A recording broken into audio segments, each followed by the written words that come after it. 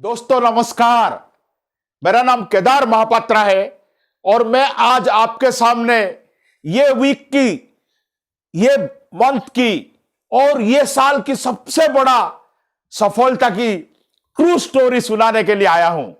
दोस्तों 4 अगस्त 2020 को 2019 में जो यूपीएससी का सिविल सर्विस एग्जामिनेशन, जिन्हें इंडिया का सबसे टफ और सबसे कठिन, सबसे बड़ा और सबसे ज्यादा दर्जा का एग्जाम माना जाता है, उसका रिजल्ट्स आया और वो रिजल्ट्स में जो टॉपर आए उनमें से जो टॉप 10 टॉपर्स है उनका ट्रू स्टोरी सुनाने वाला हूं। दोस्तों मैंने बहुत सारा यूट्यूब चैनल्स सर्च किया, बहुत सारा स्टडी किया और देखा सब चैनल में अलग अलग तरीका से अलग अलग स्टोरीज आया है। मैं सारा स्टोरी को इकट्ठा करके आपने सामने आज पेश करने वाला हूं। दोस्तों जो इंडिया में सबसे टॉप रैंक जो आए हैं, ऑल इंडिया रैंक 1, वो हरियाणा का एक किसान की वो संतान है जिनके पिताजी के पास सिर्फ 8 एकड़ की जमीन है, जो उनका सारा जिंदगी का वो कमाई है, सारा जिंदगी का मेहनत है और उनका सारा साल का खर्चा उसी में ही चलता है। वो एक फार्मर की लड़का है, mister Pradeep Singh, all India rank 1। दोस्तों उनका जिंदगी का जो कहानी है वो बहुत ही रोमांचक है। ये हमारा देश की युवा पीढ़ियों को वो प्रेरणा देता है। वो एक किसान की बेटे थे और 2 टाइम उन्होंने अटेम्प्ट लिया इंडियन एडमिनिस्ट्रेटिव सर्विस देने के लिए। 2 टाइम उनका जो फर्स्ट प्रीलिम था उसी में ही खत्म हो गया। दोस्तों मैं आपको आईएएस एग्जाम के बारे में बताना चाहता हूं। इंडिया के हर मध्यवित्त परिवार की पिता माता, हर मिडिल क्लास फैमिली, हर लोअर मिडिल क्लास फैमिली का पेरेंट्स का यही जिंदगी में सपना है कि हमारा जो बेटा है वो बड़ा होकर आईएएस बनेगा, वो कलेक्टर बनेगा, वो डिस्ट्रिक्ट मजिस्ट्रेट बनेगा, वो सेक्रेटरी बनेगा। हर माँ बाप का सपना है। और ऐसे एक पाया गया है कि 2 करोड़ बच्चे हर साल प्रिपेयर होते हैं वो आईएएस देने के लिए, वो सोचते हैं आईएएस देने के लिए, लेकिन सिर्फ 10 लाख बच्चे जो है वो आईएएस की फॉर्म फिलअप करते हैं। दोस्तों जो 10 लाख फॉर्म फिलअप करते हैं उसी में से सिर्फ 4.5 लाख बच्चे ऐसे हिम्मत करते हैं एग्जामिनेशन हॉल में बैठ के हाथ में पेपर लेने के लिए। बाकी 5.5 कैंडिडेट्स फीस भरते हैं लेकिन एग्जाम के दिन दिखाई नहीं देता है, उनका हिम्मत नहीं होता है कि आईएएस जो है वो मेरे बस की बात नहीं है, जाने दो, छोड़ दो। सो दोस्तों 4.5 लाख स्टूडेंट्स जो है वो प्रीलिम देने के लिए आते हैं, जो कि फर्स्ट स्टेज है आईएएस का। प्रीलिम में 2 पार्ट्स होता है, पार्ट 1 एंड पार्ट 2। पार्ट 1 में 200 मार्क का पार्ट 1 जो है उसमें 100 क्वेश्चंस आता है, एक एक क्वेश्चन 2 मार्क का, लेकिन 1/3 मार्क का माइनस मार्किंग होता है रॉन्ग आंसर्स देने के लिए। और जो सेकंड पार्ट है उसी में 80 क्वेश्चंस आता है, लेकिन हर क्वेश्चन का जो वैल्यू है वो 2.5 है और उसी में भी माइनस मार्किंग होता है। ऐसे 180 क्वेश्चंस के लिए 400 मार्क्स का जो प्रीलिम होता है वो प्रीलिम ही 4.5 लाख कैंडिडेट से उन्होंने सबको निकाल के सिर्फ 11,000 कैंडिडेट को रिटर्न टेस्ट के लिए भेजता है। दोस्तों इंडियन सिविल सर्विस एग्जामिनेशन की जो रिटर्न टेस्ट है वो एक महासागर जैसा ही है। वो इतना कोर्स इतना बड़ा है कि इतना वो कॉम्प्रिहेंसिव में उसमें 9 पेपर है और 2300 मार्क्स की वो है। 9 पेपर में जो फर्स्ट 1 एंड 2 है वो लैंग्वेजेस पेपर है। उसी में ऐसे एक अजीब सा एक कंडीशन है कि इंडियन लैंग्वेज के अलावा कोई एक ही लैंग्वेज होना चाहिए अदर देन इंग्लिश। जो दोस्तों ये जो माइग्रेशन का कल्चर अभी चालू है, पेरेंट्स एक स्टेट में जॉब को पाने के लिए और जॉब पाने का बाद सरवाइव करने के लिए दूसरा स्टेट में चला जाता है। जैसे कि कोई ओडिशा से माइग्रेट होकर महाराष्ट्र में आया और महाराष्ट्र का कॉन्वेंट स्कूल में उन्होंने उनका बच्चा को पढ़ाया, तो वो बच्चा का ना उड़िया लैंग्वेज स्ट्रांग है, ना उसको मराठी लैंग्वेज ठीक से आता है, ना उसको हिंदी लैंग्वेज में उसका अच्छा तालीम मिला क्योंकि वो कॉन्वेंट स्कूल में आया है, उसका सिर्फ इंग्लिश स्ट्रांग है। ऐसे बच्चों को, और इंटरनेशनल स्कूल की जो बच्चे हैं जहां आईसीएसई मीडियम में फ्रेंच रहता है, लेकिन इंग्लिश रहता है, उन बच्चों के लिए वो एक बहुत ही एक निराशाजनक स्थिति है। उनको अलग से कोई भी एक single language, Indian language other than English, 300 mark 3 hours का एग्जाम देके उसी में पास होना पड़ेगा। सो दोस्तों, एक लैंग्वेज पेपर हो गया other than English, Indian language, और एक हो गया इंग्लिश। उन्होंने 300 600 मार्क्स का वो 2 पेपर होने के बाद 7 पेपर है। वो जनरल स्टडीज जो है वो इतना कॉम्प्रहेंसिव है, 4 पेपर्स ऑफ जनरल स्टडीज है, और उसी में है ऐसे एक पेपर है और एक 2 पेपर है वो ऑप्शनल है। वो ऑप्शनल आपको चूज करना है दोस्तों, फिजिक्स, केमिस्ट्री और mathematics, civil engineering, economics, history, political science, geography, और इसी में से आपको 2 ऑप्शनल सब्जेक्ट देना है। ऐसे 3 घंटा का 9 पेपर, 27 आवर्स का रिटर्न टेस्ट है, और 2300 मार्क्स का वो पेपर है, रिटर्न टेस्ट है। वो रिटर्न टेस्ट में से 11 लाख से सिर्फ 2,02,500 स्टूडेंट्स जो है वो जाता है लास्ट राउंड को, जो है पर्सनालिटी टेस्ट, साइकोमेट्रिक टेस्ट और इंटरव्यू कंबाइंड है, 250 मार्क्स। और उसी में से दोस्तों 2019 के जो एग्जाम हुआ था जिसका रिजल्ट 4 अगस्त को आया है, ओनली 829 स्टूडेंट्स आया है। 2 करोड़ बच्चे सोचते हैं, 10 लाख बच्चे अर्जी भरते हैं, 4.5 लाख बच्चे प्रीलिम के दिन दिखाई देते हैं और अपियर करते हैं, 11,000 बच्चे रिटर्न टेस्ट के लिए आता है, 2,000 बच्चों को मिलता है अपॉर्चुनिटी इंटरव्यू साइकोलॉजी, उसी में से 829 जो है उनको मिलता है सिविल सर्विस एग्जामिनेशन।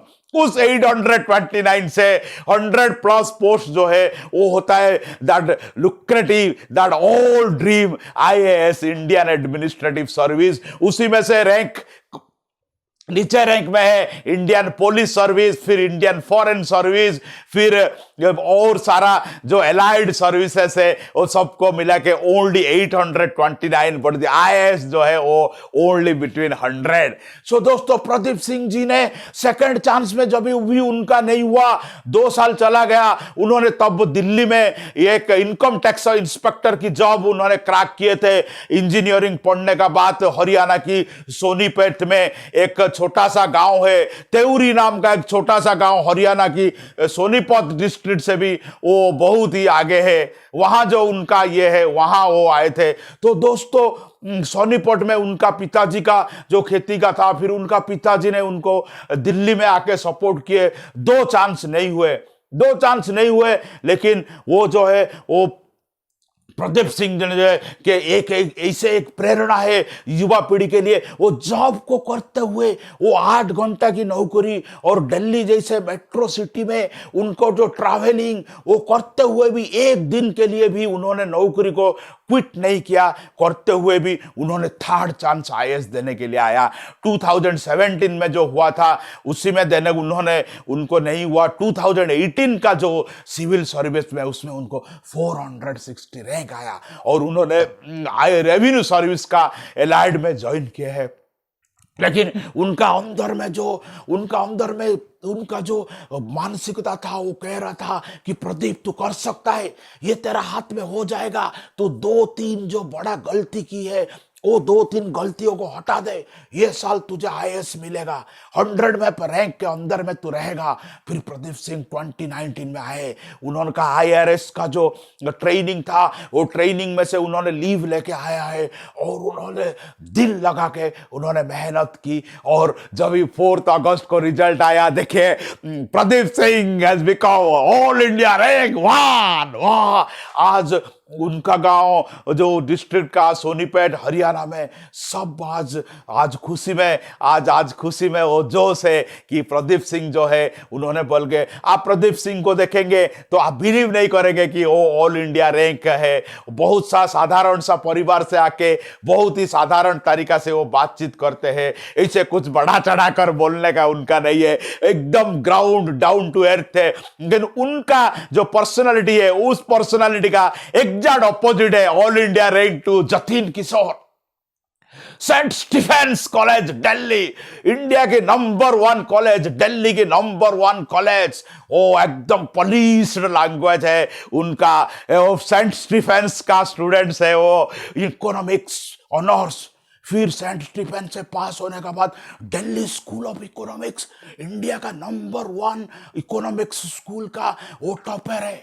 फिर दिल्ली स्कूल ऑफ इकोनॉमिक्स हो जाने के बाद वो आए इंडियन इकोनॉमिक सर्विस टॉपर। फिर वो जॉब कर रहे थे इंडियन इकोनॉमिक सर्विस में, फर्स्ट चांस देने के लिए आया, प्रीलिम क्लियर नहीं हुआ, उन्होंने चले गए। फिर नेक्स्ट टाइम उन्होंने गलतियां तेरा किया कि उन्होंने बहुत सारा कम अटेम्प्ट किया था। उनका जो 180 क्वेश्चन है प्रीलिम में, उन्होंने सिर्फ अबाउट 100 क्वेश्चन से अटेम्प्ट किए थे, माइनस मार्किंग को डर के। फिर उनको ऐसे लगा कि उनको और डेयरिंग दिखाना चाहिए और उनको और प्रीलिम में और क्वेश्चंस उनको अटेम्प्ट करना चाहिए। फिर उन्होंने 2019 का सिविल सर्विस जिसका रिजल्ट अभी आया, उन्होंने और मेहनत किए और मेहनत करके उन्होंने इंटरव्यू प्रीलिम क्लियर किया, मेन क्लियर किया और इंटरव्यू के लिए गए। इंटरव्यू में उनको तरह तरह की इकोनॉमिक्स जैसे डिफिकल्ट सब्जेक्ट के ऊपर सवाल पूछा गया। उनको पूछा गया कि ये जो दिल्ली का जो फ्री बीज जो दे दिया है दिल्ली गवर्नमेंट, जो कोई भी वुमेन को फ्री कर दिया है डीटीटी बस में, ये जो बिजली का एक लेवल में जो फ्री कर दिया है, क्या आप एक इकोनॉमिस्ट की हिसाब में क्या आप प्रिफर करेंगे? ऐसे करना ठीक है? एज एन इकोनॉमिस्ट आपका ओपिनियन क्या है? उन्होंने जतिन किशोर बोले अगर मैं हाँ बोलेगा तो कुछ मेंबर्स जो होते हैं वो ना की सपक्ष में होते हैं, हाँ ना बोलेगा तो कुछ मेंबर हाँ की सपक्ष में होते हैं। वो मेंबर्स के बीच में भी उनका अपना एक सोच अलग से रहता है।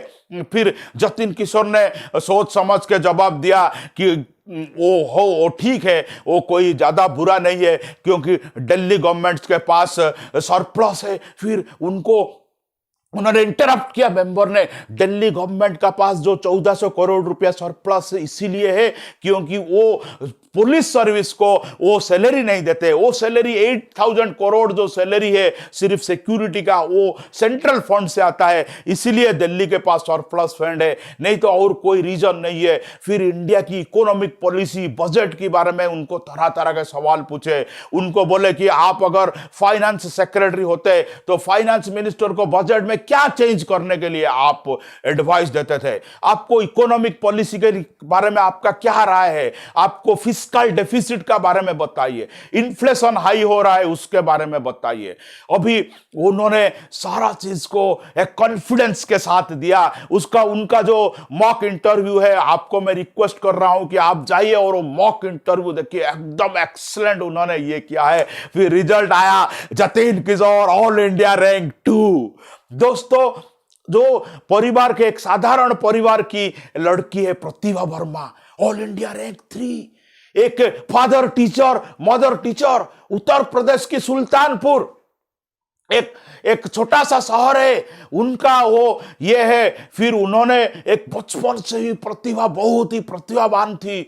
उनका टॉप करियर था, 12th क्लास में डिस्ट्रिक्ट टॉपर थे, 10th में बोर्ड में 3rd रैंक आए थे। वो बहुत ही एक अच्छा स्टूडेंट्स थे, लेकिन 4 बच्चों में से वो 3rd में थे। उनका पिताजी का जो फंड था इतना हाई नहीं था कि उनको कोई एकदम थे, फिर भी उन्होंने दिल्ली IIT में इंजीनियरिंग फिजिक्स जैसे टॉप ये में उनको मिला है। वो क्लियर किए, जेई जॉइंट एंट्रेंस एग्जाम प्रतिभा वर्मा क्लियर किए और दिल्ली IIT में इंजीनियरिंग फिजिक्स में वो आके पहुंच गए। उनको फिजिक्स का बारे में डीप नॉलेज था। जब भी उन्होंने IAS देने के लिए सोचे तब सब लोगों ने, साइंस स्टूडेंट होते हुए भी मार्क का कम हो जाने की डर से बहुत सारे कैंडिडेट्स जो है वो ह्यूमैनिटी को स्विफ्ट कर देते हैं। ऑप्शनल चूज करने के टाइम में सोशियोलॉजी, एंथ्रोपोलॉजी और जैसे सब्जेक्ट को आ जाता है। कोई तो मैथमेटिक्स को आता है लेकिन फिजिक्स को कोई हाथ नहीं लगाता है, क्योंकि फिजिक्स जो है वो बहुत ही टफ है, उसके बारे में डीप नॉलेज होना चाहिए। लेकिन Pratibha Verma all India rank 3, all India women topper, IAS, वो इसे कोई डरने वाली नहीं थी। वो बोली ठीक है जाने दो फिजिक्स को, मैं फिजिक्स को ही लेता हूं। फर्स्ट चांस दिया प्रतिभा, प्रीलिम क्लियर नहीं हुआ। सेकंड चांस, प्रीलिम क्लियर नहीं हुआ। दोस्तों वो आईआईटी में पढ़ने का बाद वोडाफोन में बेंगलोर में मल्टीनेशनल मैनेजर के में अच्छा जॉब कर रही थी। उन्होंने जॉब छोड़ के आके दिल्ली में प्रिपरेशन कर रहे थे। उन्होंने सोचा क्या मैंने गलती कर दिया, अभी वोडाफोन का जो जॉब है जो कैंपस में मुझे मिला था वो जॉब भी अभी मेरा पास नहीं है, और 2 बार आईएएस का फर्स्ट लेवल प्रीलिम में भी नहीं हुआ, 4.5 लाख के बीच में है, 11,000 भी नहीं जा पाया, फिर 100 क्या जाएगा, 120, 1100 क्या जाएगा, क्या मैंने गलत डिसीजन लिया। फिर उन्होंने उनका जो मिस्टेक्स है वो मिस्टेक्स उन्होंने ये किया, उनको सुधारा, उनका कोचिंग क्लास से बहुत हेल्प मिला। जो फिजिक्स का जो कोचिंग क्लास की जो प्रोफ्स थे उन्होंने उनको हेल्प किए।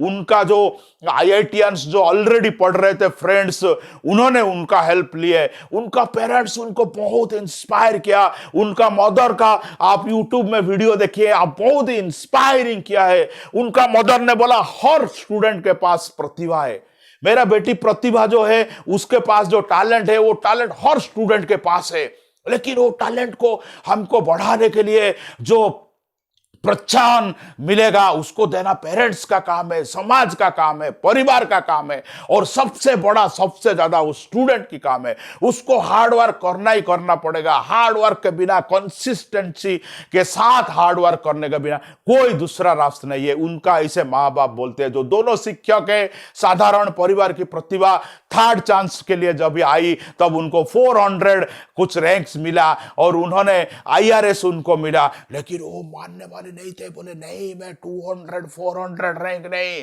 मुझे चाहिए आईएएस, मैं कलेक्टर बनना चाहता हूं।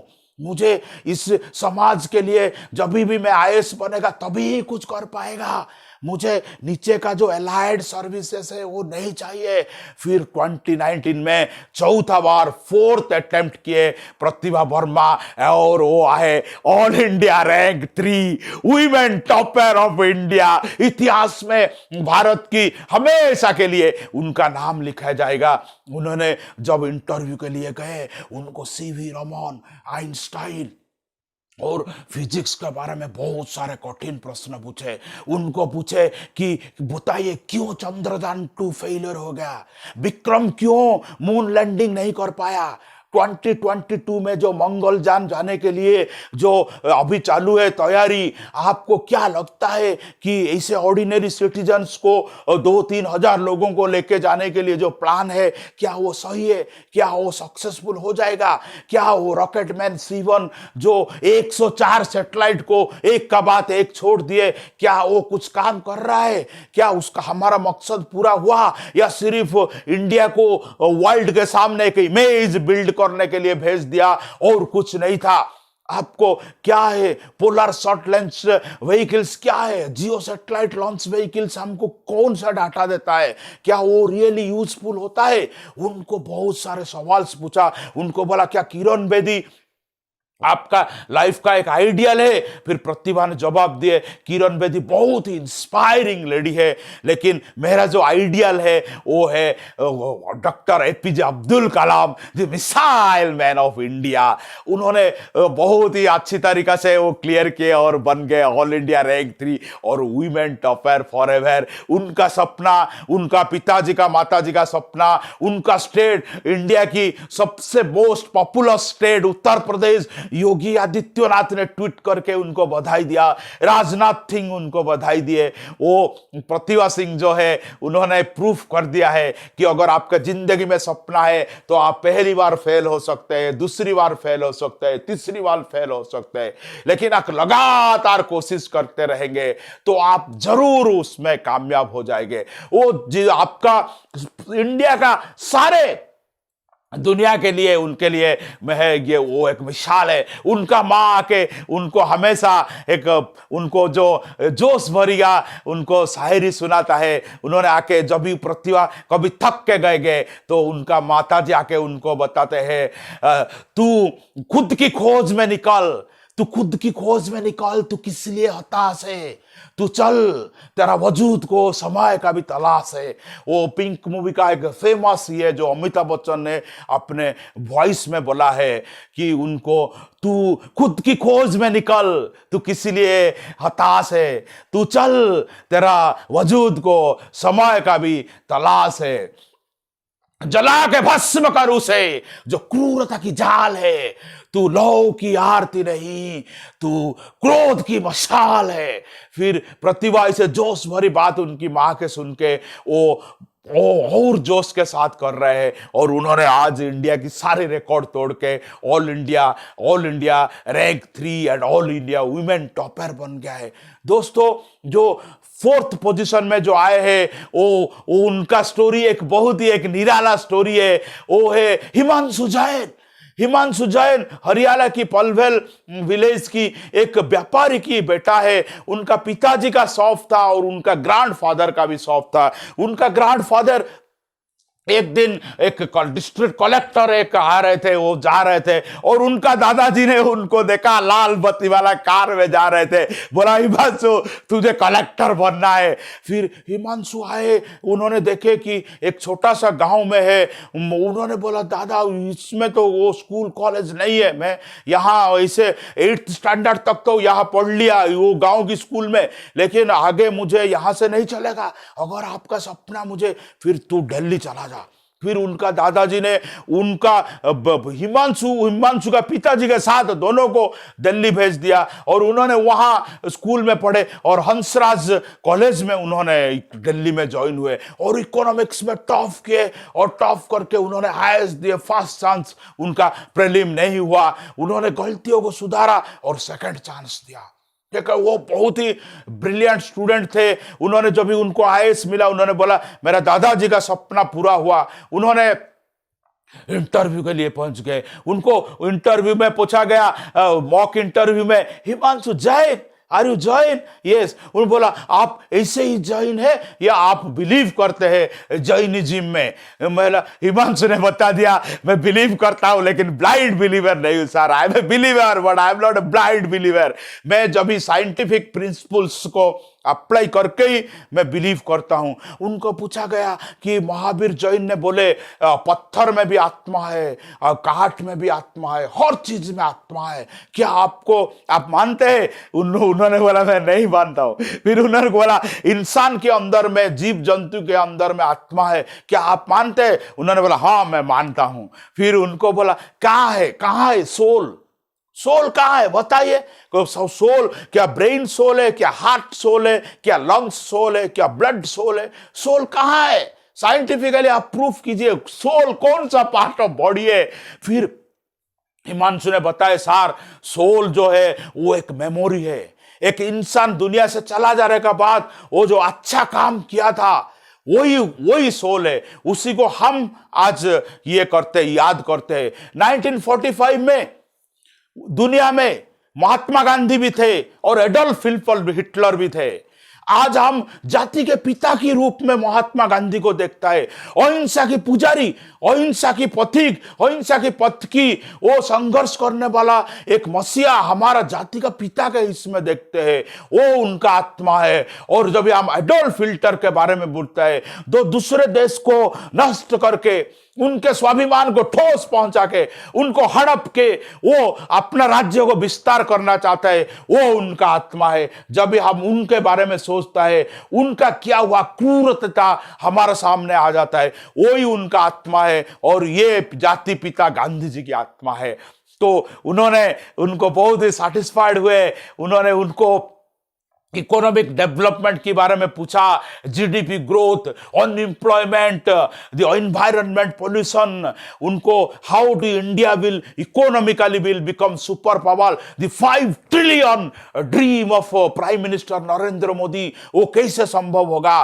पॉपुलेशन 130 करोड़ है, 4 करोड़ रजिस्टर्ड अनएम्प्लॉयड है, there are crores of people are searching for job, 50% of the people are under ये है अंडर ये फार्मर्स है जिनके पास कोई regular confirmed sources of income नहीं है, उनका जो खेती है वो नेचुरल कैलामिटी के ऊपर डिपेंड है, उनको बहुत सारे विजनरी ट्रिकी क्वेश्चंस पूछे, उनका सही जवाब देके कॉन्फिडेंस के साथ हिमांशु जैन है ऑल इंडिया रैंक 4। दोस्तों ऐसे हमारा इंडिया में लॉ प्रोफेशन को इतना रेस्पेक्ट नहीं है, लोग ऐसे कहते हैं कि कुछ भी नहीं मिला तो लॉ में ज्वाइन कर दो, लेकिन national law school of Indian universities Bangalore, जो इंडिया की नंबर 1 लॉ कॉलेज है, 50,000 लॉ कॉलेज में से जो सबसे बड़ा नंबर लॉ कॉलेज है, जिसमें सिर्फ 50 सीट्स है, उसी का जो टॉपर थे CS Jaidev top ranking national law school of, उनका जन्म त्रिशूर केरला में है लेकिन वो बेंगलोर में ब्रॉट अप है, नेशनल लॉ स्कूल बेंगलोर का law student for the first time all India rank 5। Friends, उन्होंने प्रूफ किया कि एक उनका पिताजी माताजी दोनों इंजीनियर्स है आईटी सेक्टर में, मिडिल क्लास फैमिली है, मिडिल क्लास फैमिली का CS जयदेव ने प्रूफ किया है कि अगर आपका पास सपना है, अगर आप ड्रीम के साथ आगे जा सकता है तो आप दुनिया में आप कोई भी कुछ भी हासिल कर सकता है। दोस्तों, उनका भी पहला और सेकंड अटेम्प्ट में नहीं हुआ, फिर उन्होंने जोश को हौसला को रखे और उन्होंने बेंगलोर में स्टडी किए, उन्होंने जॉब क्विट किए और करके उन्होंने फाइनली ऑल इंडिया रैंक 5 में आया। फ्रेंड्स, ऑल इंडिया रैंक 6 जो आया है, उनका रोमांचक कहानी हर एक युवा पीढ़ी को प्रेरित करता है। उनका नाम है विशाखा यादव, दिल्ली की द्वारका की डेप्यूटी सुपरिटेंडेंट ऑफ पुलिस की ऑफिस में जॉब करते हुए असिस्टेंट सब इंस्पेक्टर की बेटी है विशाखा यादव, और मदर होम मेकर है, छोटा सा क्वार्टर से सब जो रिसोर्सेस है लिमिटेड है, असिस्टेंट सब इंस्पेक्टर की बेटी है विशाखा यादव, जिन्होंने all India rank 6 all India women topper 2nd position में रख के उन्होंने पूरा देश को उन्होंने चमत्कृत कर दिया है। आज पूरा देश की जो गर्ल्स है वो विशाखा को देख रहे हैं इंस्पायर होने के लिए। विशाखा ने उन्होंने दिल्ली की एक प्रेस्टिजियस इंजीनियरिंग कॉलेज से जॉब करने का, ये इंजीनियरिंग करने का बाद उन्होंने जॉब कर रहे थे, उनको जॉब में लगा कि जो मैं लेकिन IAS बन सकता हूं। उनका माताजी ने उनको इंस्पायर किया, उनका पिताजी का ग्राउंड लेवल का पुलिस जॉब है, बहुत ही टफ जॉब है। फिर भी उन्होंने जब घर आते थे एक आइडियल की तरफ वो आते थे। विशाखा के सामने उन्होंने बहुत एक अच्छा एग्जाम्पल सेट किया है। विशाखा हमेशा कहते हैं मेरा लाइफ का जो हीरो है मेरा माताजी और मेरा पिताजी है, my mom and dad are heroes. Friends, जब विशाखा ने फर्स्ट चांस दिए प्रीलिम में ही फेल हो गए, सेकंड चांस दिए प्रीलिम में भी फेल हो गए, वो बोले मैं क्या करेगा, मेरा तो फर्स्ट लेवल ही क्लियर नहीं हो रहा है। लेकिन उनका मदर ने उनको इंस्पायर किए, उन्होंने ऐसे मेहनत किए कि उनका माताजी ने बोले वो पढ़ते पढ़ते ही उन्होंने वैसे ही हाथ के ऊपर सर रख के टेबल में सो जाते थे। उन्होंने कभी बेड जाने का तक भी नहीं होता था, वो इतना पढ़ते थे, 10 घंटा 12 घंटा पढ़ते थे। घर में नहीं होगा तो लाइब्रेरी में जाके बैठ के पढ़ते थे। उनका जो इंस्पायरिंग, बहुत ही सॉफ्ट वो बात करते हैं। उनको मॉक इंटरव्यू में उनका जो मेंटर्स थे उन्होंने बोला थोड़ा ऊंची आवाज से बात करो, तुम क्या बोल रहे हैं सुनाई नहीं देता है, क्योंकि कोरोना का जो काल में जो तुम इंटरव्यू देने के लिए जा रहे हैं, तुम फेस मास्क और ग्लास पहन के वो PPP के साथ जाएगा, माइक रहेगा, फिर भी तुम थोड़ा वॉइस को आगे बढ़ा के बोलो। उनका मॉक इंटरव्यू में उनको ऐसे ही जोक में किए कि यादव फ्रॉम मथुरा, क्या आप भगवान लॉर्ड कृष्णा की ये, फिर उन्होंने बताइए आपको क्या हुआ, आपको लॉर्ड कृष्णा का क्या अच्छा लग रहा है। उनको वुमेन एम्पावरमेंट के बोला, उनको बोला अभी जो दिल्ली गवर्नमेंट की जो एजुकेशन है उनमें आप 3 चीज क्या आप चेंज करना चाहते हैं बताइए। उन्होंने बोले कि आप मुझे जो ड्रॉप आउट रेट्स है वो उसको मैं ये करना चाहता हूं, मैं उसको रोकना चाहता हूं, क्योंकि जाके स्टूडेंट्स तो ज्वाइन हो जाता है स्कूल में, लेकिन जो ड्रॉप आउट है उसको क्या करेंगे। 2 साल 3 साल पढ़ के भूखमारी में मजदूरी में करने के लिए जो ड्रॉप आउट हो जाता है उनको फिर से स्कूल में लेने की जरूरत है। उनको मॉक इंटरव्यू में पूछा फिर आप कैसे लेंगे उनको स्कूल ना। मैं टेक्नोलॉजी के माध्यम में जो पढ़ाई है उसको ऐसे चेंज करना चाहता हूं ताकि वो फिर से आकर्षित होकर स्कूल में पढ़ने के लिए जाएंगे। फिर उनको बहुत सारे क्वेश्चंस पूछा, एनवायरनमेंट पोल्यूशन के बारे में पूछा, उनको पोल्यूशन को कैसे कंट्रोल करेंगे पूछा। दिल्ली में वो जो नॉक्सियस स्काई जो है, जो स्नॉब्स होता है, वो स्मग को आप कैसे कंट्रोल करेंगे पूछा। उनको वुमेन की कैसे, इंडिया में वुमेन का स्टेटस कैसा है पूछा। उनको पूछा कि आपको क्या लगता है सब को बंद करके सिर्फ वुमेन को ही आपको जॉब सबको दे देंगे तो क्या वुमेन का एम्पावरमेंट हो जाएगा। उन्होंने बोला नहीं सर, जॉब में उनको तो सैलरी आ जाएगा लेकिन जो रियल एजुकेशन है वो वुमेन को मिलना चाहिए। जो डिसीजन मेकिंग में, फैमिली में डिसीजन लेने की जो पावर है जो वुमेन के पास कम है, उनको डिसीजन मेकिंग की पावर मिलना चाहिए, उनको एजुकेशन मिलना चाहिए। उनका हेल्थ है जो कि नेग्लेक्टेड है, वुमेन की हेल्थ सेक्टर में जो वुमेन का जो ट्रीटमेंट बहुत कम होता है, वो ऐसे ही घर में ही रह के उनका हेल्थ का खुद ही ट्रीटमेंट करता है। जो हॉस्पिटल को आता है उसमें मेल फीमेल का रेशियो बहुत कम है, उसी में करना है। Health, education, decision making, then only that employment में ही हो जाएगा। फिर फ्रेंड्स, विशाखा सोचे थे कि मुझे तो हो जाएगा मेरा ये टाइम, लेकिन वो नहीं सोचे थे कि वो ऑल इंडिया रैंक 6 लाके वो ऐसे ही एक चमकते करके आएंगे। वो विशाखा जब आए पहुंच गए, उनको पुलिस स्टेशन में वो चले गए डैडी को मिलने के लिए, तो अभी उनका डीसीपी जो थे वो यूनिफॉर्म में आईपीएस, वो इतना खुश हो गए कि उन्होंने खुद वो मिठाई लाके आके पूरा उनका जो डीसीपी का जो ऑफिस था उनको पूरा स्वीट्स में वो डिस्ट्रीब्यूशन कर दिए और वो इतना वो खुश हो गए। दोस्तों, Madurai Meenakshi temple, famous style of Nagercoil district of Tamil Nadu, उसी में गणेश भास्कर है। उन्होंने 7th रैंक में आया। गणेश भास्कर एक टिपिकल गवर्नमेंट फैमिली का है दोस्तों। केवी आपको मालूम होगा, केंद्रीय विद्यालय जो कि केवी से पास हुए विद टॉपर करके, फिर वो आईआईटी गए, जेईई दी, आईआईटी कानपुर गए, आईआईटी कानपुर में उन्होंने टॉप किए। फिर आईआईटी कानपुर में वो गए इंडिया के नंबर 1 आईआईएम मोहम्मदाबाद।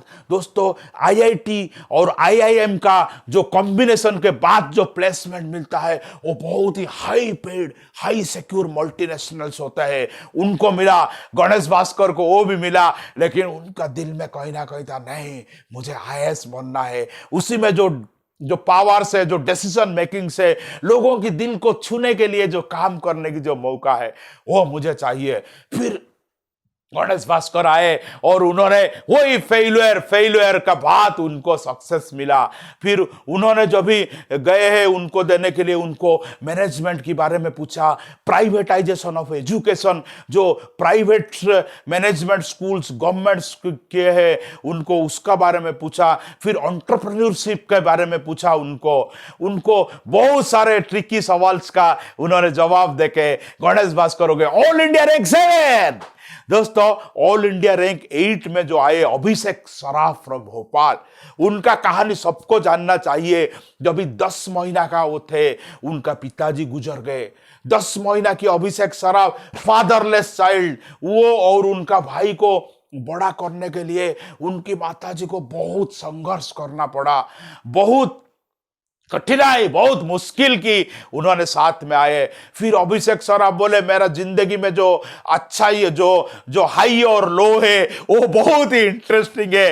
वो सोचे थे वो आईआईटी कानपुर में जाने के टाइम में वो सोचे थे मुझे बहुत हाई रैंकिंग मिलेगा, लेकिन उनको हाई रैंकिंग नहीं मिला। उनको 1760 रैंक में उन्होंने आए। उनको सिविल इंजीनियरिंग मिला, जो कि आईआईटी में माना जाता है कि कोई भी अच्छा ब्रांच नहीं मिला तो चलो सिविल इंजीनियरिंग में डाल दो। दोस्तों वो सिविल इंजीनियरिंग में उनको जब भी मिला तभी उन्होंने हाई रैंक नहीं मिला बोल के उन्होंने बहुत निराश हो गए थे। फिर जब भी आईआईटी में उन्होंने रिसर्च में आए, उन्होंने एक डिजाइन प्रोजेक्ट बनाए और अभिषेक डिजाइन प्रोजेक्ट बना के कंपटीशन में गए। उनको जो ये करने के लिए आए, जो उनका ट्राई करने के लिए जो आए हैं, जो जजेस आए हैं, उन्होंने थोड़ा प्रेशर दिया तो वो डिजाइन टूट गया। अभिषेक को सब लोगों ने हंसने लगे। फिर उन्होंने कनाडा, वर्जीनिया वो सारा का रिसर्च के बारे में स्टडी किया, जो इंजीनियरिंग का जो पोटेंशियल है उन्होंने वो स्टडी करके गए। फिर दोस्तों उन्होंने इंडियन इंजीनियरिंग सर्विस दिए और ऑल इंडिया रैंक 6 लाके वो एक अच्छा वो जॉब कर रहे थे, लेकिन उनका दिल में था नहीं मुझे आईएएस बनना है। फिर अभिषेक ने आईएएस देने के लिए आगे। दोस्तों उनका फर्स्ट चांस जो है उसी में उनका प्रीलिम में भी नहीं हुआ। उनका जो आईएएस का स्टोरी है वो कोई भी आईएएस का ऐसे नहीं स्टोरी होगा। उन्होंने सेकंड अटेम्प्ट दिए, 460 रैंक्स लाके उन्होंने जो डिफेंस ये अकाउंट्स में गए। फिर उनका नेक्स्ट टाइम और एक बार दिए, थर्ड अटेम्प्ट 248 रैंक लाए। 248 रैंक लाके उन्होंने और उनको मिला इंडियन रेवेन्यू सर्विस में मिल गए। फिर दोस्तों लास्ट ईयर 29 के उन्होंने और एक बार दिए, फोर्थ टाइम दिए। उन्होंने डिसाइड किए यही मेरा लास्ट है, क्योंकि कोरोना पीरियड में जो उनका जुलाई में इंटरव्यू हुआ और उनका जो रिजल्ट आया था 7-8 मंथ्स, वो लगे कि मुझे गिव अप करने में कर देना, मुझे चाहिए क्या, ऐसे सोच रहे थे। जो फ्रेंड्स वो जाके पहुंच गए हैं फिर ऑल इंडिया रैंक 8। अभिषेक सराफ आज वो इतना ये है कि मैं मेरा सपनों में भी मैं नहीं सोचा था कि मुझे ऑल इंडिया रैंक 8 मिलेगा। उनका जो स्टोरी है 1768 रैंक से लेके आईआईटी का 460, फिर 248, फिर ऑल इंडिया रैंक 8। उनका संघर्ष से यही मालूम पड़ता है कि दोस्तों दुनिया में सक्सेस पाने के लिए कंसिस्टेंटली हमको मेहनत करना पड़ेगा। बहुत सारा लोग है वो 1 महीना 2 महीना 1 साल 2 साल करके छोड़ देते हैं, गिव अप कर देते हैं। वो सोचते हैं ये मेरा बस की बात नहीं। लेकिन दोस्तों जो लोगों को जिंदगी में मिला है उनको भोपाल की अभिषेक सरीफ से और यह सीखना चाहिए कि कैसे वो कंसिस्टेंटली एक के बाद एक छलांग लेके आए। दोस्तों ऑल इंडिया रैंक 9 जो मिला है रवि जैन एक दियोधर की, एक झारखंड की दियोधर की एक छोटा से शहर में उन्होंने इंजीनियरिंग पढ़ रहे थे दोस्तों। फिर उनका जो सपना था वो बनने के लिए उन्होंने आईएएस के लिए उन्होंने संघर्ष किए और उनका परिवार ने उनको पूरा साथ दिया। दोस्तों उनको इंटरव्यू में पूछा गया कि आप बताइए अभी कौन सा पिल्लर है जो गवर्नमेंट का वो काम कर रहा है। फिर वो रवि सोचने लगे कि जो लेजिस्लेचर है वो तो कोरोना के लिए बंद है, पार्लियामेंट में कोई नहीं आ रहा है। जो जुडिशियरी है वो तो बंद है क्योंकि कोर्ट्स ऑलमोस्ट क्लोज्ड है। बोला सर एग्जीक्यूटिव्स इज वर्किंग। जो आईएएस ऑफिसर्स है उन्होंने पूरा देश को संभाल के रखा है कोरोना पीरियड में। उनका हाथ में आज 130 करोड़ लोगों की भविष्य है। So executive is the pillar of the government that is working today. So उन्होंने इंटरव्यू सक्सेसफुल किए। All India rank 9 Ravi Jain from Deoghar Jharkhand. दोस्तों संजीता महापात्रा फ्रॉम ओडिशा में ऐसे माना जाता है कि जो वुमेन है उनका जो पोजीशन है, उनका जो सोशियो इकोनॉमिक स्टेटस है वो बहुत कम है। वुमेन ऑफ ओडिशा का जो लेबर पार्टिसिपेशन है वो बहुत कम है। ओडिशा में जो वुमेन है ऐसे कहा जाता है कि वो यूनिवर्सिटी में कॉलेज में सिर्फ शादी तक ही पढ़ते हैं और उनका जब भी शादी के लिए प्रपोजल्स आता है तो वो जो लड़का जो आता है उनको एक एजुकेटेड वाइफ चाहता है। सिर्फ उनका एजुकेशन का मकसद यही होता है कि शादी करने तक, शादी के बाद छोड़ देने के लिए। ऐसे ही दोस्तों संजीता महापात्रा उन्होंने जब भी मैरिज किए हैं। उनका जो इंजीनियरिंग कॉलेज है वो एक भुवनेश्वर उड़ीसा के कैपिटल का एक इंजीनियरिंग कॉलेज है, जो कि कोई इंडिया का हाई रैंकिंग नहीं है। वो इंजीनियरिंग कॉलेज से इंजीनियरिंग पढ़ने के बाद राउरकेला स्टील प्लांट, जो steel authority of India limited की राउरकेला स्टील प्लांट में उन्होंने डेप्यूटी मैनेजर की जॉब किए थे। वहां उनका फ्यूचर हस्बैंड के साथ मुलाकात हुआ और उन्होंने मैरिज किए, और मैरिज करने के बाद उनको जॉब छोड़ना पड़ा। दोस्तों, उनका जो बचपन में एक सपना था कि मैं आईएएस बन सकता हूं, मेरा हाथ में हो सकता है, मैं कर सकती हूं, तो उनके लिए उनका हस्बैंड, उनका mother in law, father in law, उनका मदर्स पेरेंट्स, सब लोगों ने उनको किया कि तू वो जॉब है, वो जॉब को क्विट कर, तुझे फैमिली मिल रहा है, फैमिली के अंदर में बैठ के समझता, गो अहेड और तुम्हारा जो आईएएस का सपना है उसका पूरा कर। फिर उनका हस्बैंड का सपोर्ट उनको मिला। हस्बैंड आरबीआई मुंबई में जॉब कर रहा है और संजीता अभी मुंबई में है। उनका एक छोटा बहन है जो कि उनका पिताजी के साथ वो बेंगलोर में कोरोना के टाइम में वो स्ट्रैंडेड हो गए थे। आई होप वो वापस आ गए होंगे। तो दोस्तों, संजीता ने प्रिपेयर किए और प्रिपेयर करके उनके वो राउरकेला में रह रही थी, जहां उनका पास कोई कोचिंग नहीं था। संजीता कोई खास कोचिंग नहीं लिए, उन्होंने सिर्फ मॉक इंटरव्यू के लिए, लेकिन जो प्रीलिम और रिटर्न टेस्ट है वो खुद कर रहे थे।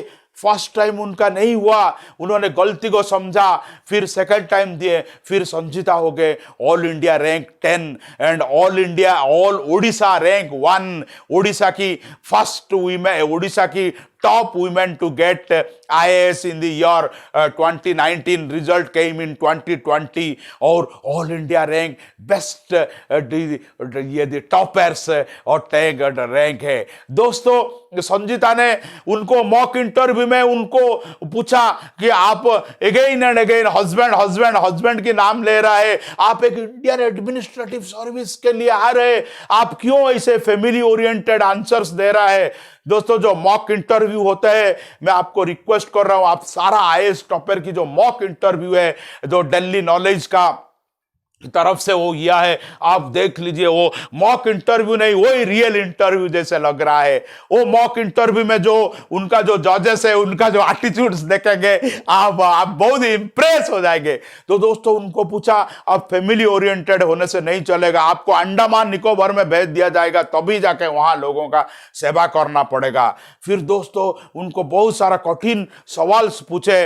उनको बोले कि आप बताइए कि स्टील में इंडिया का रैंक क्या है। और संजीता ने सही जवाब दिया, इट इज नंबर 2, जापान को बीट करके स्टील में नंबर आया। फिर बोले स्टील का क्यों स्टील लॉस में जा रहा है। फिर संजीता ने जवाब दिए कि जो मैन्युफैक्चरिंग कॉस्ट है वो बढ़ रहा है और वो हिसाब में वर्ल्ड मार्केट में स्टील का जो डिमांड्स है वो कम होके आ रहा है। उनको उड़ीसा में वुमेन का जो इकोनॉमिक स्टेटस कम होने का क्या रीजन पूछे। उनको बताए कि जो उनका जो ड्रॉप आउट रेट्स है उतना हाई क्यों है। फिर संजीता ने उनका एक 30 मिनट्स का एक बहुत ही एक अच्छा उनका इंटरव्यू हुआ और उन्होंने आए all India rank 10, all Odisha rank 1 and out of 10 ये women, out of 10 best toppers in IAS, there are 3 women are there and उनमें से वह है 3 है कि number 3 is Pratibha Verma, number 6 Vishakha Yadav and number 10 is Sanjita Mahapatra. दोस्तों, ये आईएएस टॉपर 10 की स्टोरी है, लेकिन आईएएस रैंक 26 जो है उनका रोमांचक जो कहानी है वो आपको जरूर जानना चाहिए। आईएएस नंबर 1 का नाम भी प्रदीप सिंह था और आईएएस नंबर 26 का नाम भी प्रदीप सिंह है। दोस्तों, प्रदीप सिंह का उम्र सिर्फ 23 साल है। प्रदीप सिंह का पिताजी इंदौर की कुछ देर से एक पेट्रोल पंप में सर्विस अटेंडेंट है। वो 2 व्हीलर और 4 व्हीलर में कस्टमर को वो पेट्रोल डालते हैं। आज से 22 साल से प्रदीप सिंह बहुत ही साधारण परिवार की वो युवा है और वो इतना साधारण थे, उनका पास धन की इतना कमी था कि जब वो बाजीराम इंस्टीट्यूट में कोचिंग लेने के लिए दिल्ली आए तो उनका पिताजी जिस घर में रहते थे उसी घर को ही उन्होंने बेच दिए। सिर्फ 1.5 लाख रुपया उनको कमी था उसके लिए। दोस्तों, फिर आगे बढ़ के उनको और पैसा की जरूरत हुआ तो गांव में जो पुरखों की जमीन था वो भी भेज दिया है। प्रदीप सिंह जूनियर बहुत ही दुख के साथ बोलते हैं कि हमारा जो गांव का जो दादाजी का जो जमीन था वो भी भेज दिए है। और लेकिन उनका पहला अटेम्प्ट में नहीं हुआ, लेकिन सेकंड अटेम्प्ट में 2018 का जो एग्जाम हुआ था जिसका रिजल्ट 2019 में आया था, उसमें उनको ऑल इंडिया रैंक 93 मिला। दोस्तों, सफलता एक ऐसे एक चीज है जो मिलता है, मिलने का बाद वो इंसान और सफलता पाने के लिए उत्सुक हो जाता है। जिसको सफलता जिंदगी में कभी भी नहीं मिला उसको लगता है जैसे सफलता एक मरीचिका है, वो मरुभूमि में ही वो मिलेगा, वो एक मिरेज है जो डेजर्ट में मिलेगा, वो मेरे लिए नहीं है। लेकिन सफलता जिसको मिला है उसको ऐसे लग रहा है कि उसको और सफलता मिल सकता है। उसको 2-3 कमियां को दूर किया। 93 में उनको IRS मिला था, लेकिन देखिए उनका कैसे लगता। 92 में IAS का जो बंद हो गया था, मैं आपको पहले बताया था 829 स्टूडेंट्स को मिला, लेकिन सबको IAS नहीं मिला। IAS 120 तक सीमित हो जाता है, लेकिन जब 2019 में ऐसी स्थिति था देश का कि उसका सिर्फ 92 वैकेंसी था और प्रदीप सिंह जूनियर का वैकेंसी था 93। एक वैकेंसी में उनसे IAS चला गया। वो हुए IAS मिला, लेकिन वो ज्वाइन नहीं हुए, वो लीव लेके आए। मैं बोले नहीं, मेरा गलती क्या किया मुझे मालूम पड़ गया, मैं और एक बार देना चाहता हूं। दोस्तों, प्रदीप सिंह का जो संघर्ष इतना कठिन था, उनका रास्ता, उनके पास जो धन है उसका बहुत कमी था। उनका रूममेट सब सो जाते थे लेकिन वो पढ़ते थे, और उनको जब रिजल्ट्स आया तो प्रदीप सिंह है ऑल इंडिया रैंक 26 IAS। दोस्तों, प्रदीप सिंह जी का जो जूनियर का जो एजुकेशन है वो एजुकेशन इंदौर में वो है, गोपालगंज बिहार की, लेकिन उन्होंने चले गए इंदौर वो काम की तलाश में उनका पिताजी। और मैं तो बताया उनका पिताजी का कैसे जॉब, छोटा सा जॉब है। फिर प्रदीप सिंह गांव की एक स्कूल में, गवर्नमेंट स्कूल में ही उन्होंने पढ़ा है। एक छोटा सा कॉलेज में उन्होंने बीकॉम किया है, लेकिन बीकॉम करने का बाद उनका जो ये है पहले से ही टॉपर थे, जागरूक हो गए। उनका जो स्टोरी है वो सब चीज को इंस्पायर करता है। उनका जो यूट्यूब वीडियो है 1 मिलियन से ज्यादा भी व्यू हो चुका है, और उनका ये जो लास्ट ईयर 93 से लेके ये साल इंप्रूव करके 26 हो गए। उनका जगह में कोई भी साधारण होता तो बोला था ठीक है, मैं तो सिविल सर्विस में मुझे 93 रैंक मिला, मैं बेस्ट 100 में हूं, अभी चलो छोड़ो, अभी आगे क्या जाना है। लेकिन नहीं दोस्तों, सफल जिनको मिलता है वो लोगों का बीच में इतना धैर्य होता है, उन इतना सहन शक्ति होता है, और आगे बढ़ने के लिए उनके पास इतना ताकत होता है कि वो कभी भी नहीं छोड़ते। दोस्तों, IAS की ये कहानी से एक कहानी और एक IAS की कहानी जो है आपको वो सुनना चाहिए, वो है नितिन सांगवान। वो सुपर सिटी सूरत की CEO है।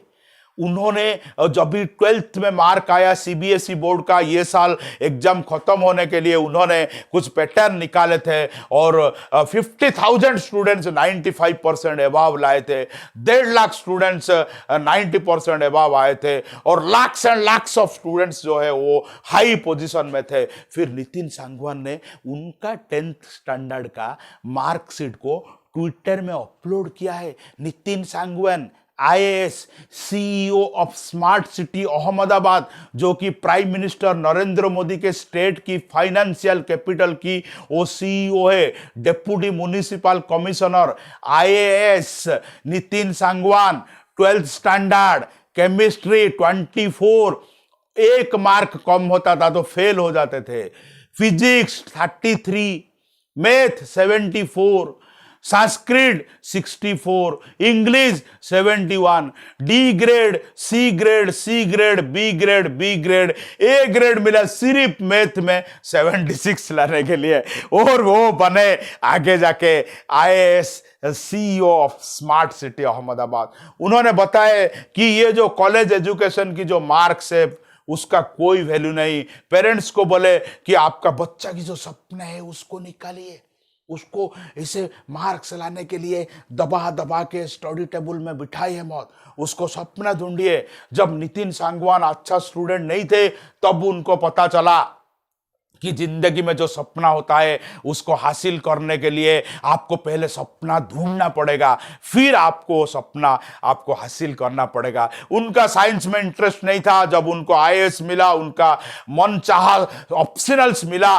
तब नितिन सांगवान टॉप पोजीशन को चले गए। दोस्तों एक ये साल का एक आईएएस में एक अद्भुत एक हुआ है कि हम सोचते हैं जो मॉडल्स होते हैं, जो मिस इंडिया होते हैं, वो उनका स्टडी में इतना अच्छा नहीं होता है, वो अच्छा स्टूडेंट नहीं होता है, उनका जो लाइन ऑफ एक्टिविटीज है वो अलग होता है, वो अलग काम में रहता है। लेकिन फ्रेंड्स, डिफेंस ऑफिसर की लड़की ऐश्वर्या शेरन, उनका बारे में मैं जरूर बताना चाहूंगा। ऑल इंडिया रैंक 93 ये साल उनको आईएएस मिला, क्योंकि उनका वैकेंसी 100 प्लस है।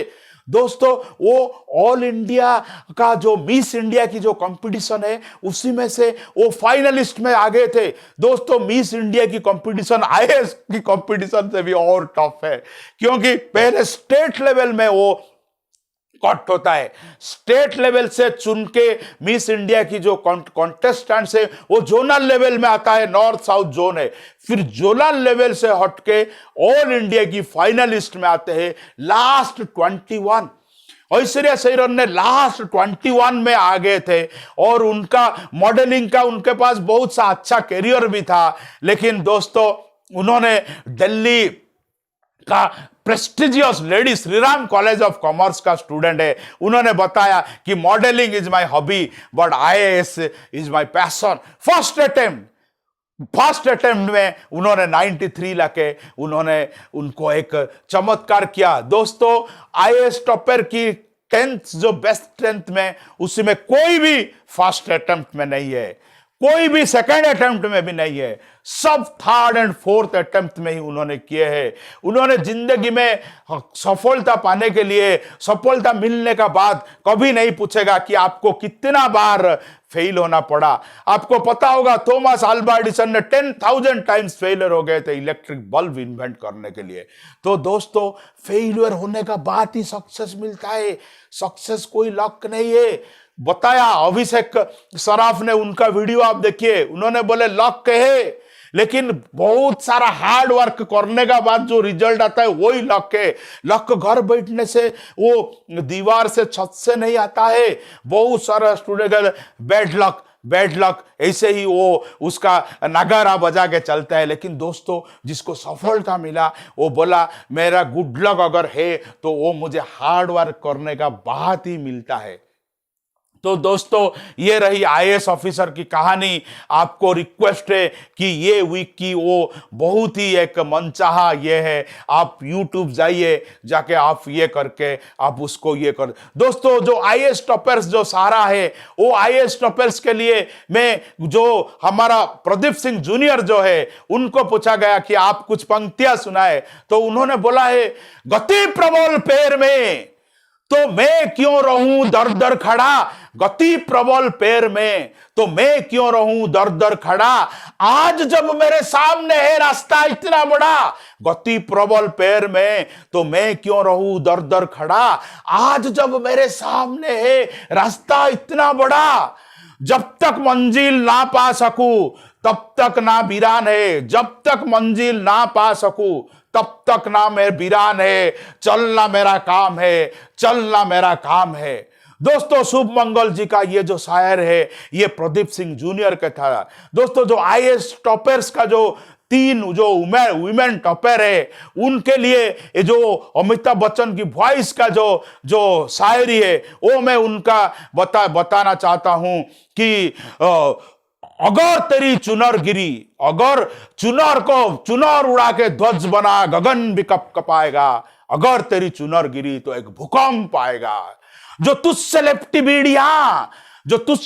भेड़िया समझना इसको वस्त्र तू, ये भेड़िया को पिघाल के बना दे उसका अस्त्र तू, जला के ध्वंस कर दे जो क्रूरता की जाल है, तू आर्थ की लौ नहीं तू क्रोध की मसाल है, तू चल तू किस लिए हताश है, तू चल तू खुद की खोज में निकल, तुझे वजूद का भी समय का भी तलाश है। दोस्तों जो फ्रेंड्स है, जो 7 टॉप स्टार्स है आईएएस ऑफिसर के लिए, उनके लिए मैं को एक पंक्तियां सुनाना चाहता हूं कि दिल में सपना लेके जेबे में भर के आशा है, मुट्ठी भर भर के सपने जेब में भर के आशा है, दिल में मेरा अरमान हुई कुछ कर जाए, कुछ कर जाए।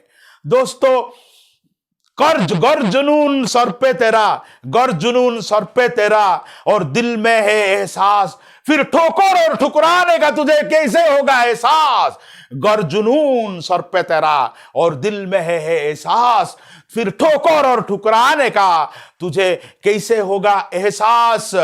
मकसद में कामयाबी में भरोसा है, कामयाबी में मकसद में वो भरोसा है, तो सीना तान के यही कहो, झुकना होगा दुनिया तुमको, विश्वास के साथ अड़े रहो, खड़े रहो, अड़े रहो।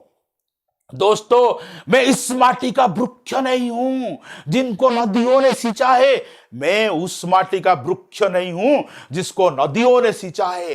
बंजर माटी में पलकर मैंने जीवन से मृत्यु खींचा है, मैं सागर से भी गहरा हूं, तुम कितना कंकर फेंकोगे, मैं सागर से भी गहरा हूं, तुम कितना कंकर फेंकोगे, चुन चुन के आगे बढ़ेगा मैं, तुम मुझे कब तक रोकोगे, तुम मुझे कब तक रोकोगे। झुक झुक कर सीधा खड़ा हुआ, अब झुकने की शौक नहीं, झुक झुक कर सीधा खड़ा हुआ, अब झुकने की शौक नहीं, अपने हाथों में स्वयं रचा है मैं, मर मिटने की ख्वाफ नहीं। झुक झुक कर सीधा खड़ा हुआ, अब और झुकने की स्वाद नहीं, अपना हाथ स्वयं रचा है मैं, मुझे हारने की ख्वाफ नहीं। तुम मुझे हालात की भट्टी में जब जब जब जब फेंकोगे, तुम मुझे हालात की भट्टी में जब जब फेंकोगे, तब तप कर सोना निकला गया मैं, तब मुझे कब तक रोकोगे। मैं हमारा देश की हर युवाओं को हालात की भट्टियों में गिर के तब तप कर सोना निकालने के लिए आह्वान करके रुकता हूं। दोस्तों, इसके साथ मैं आज का पंक्ति खत्म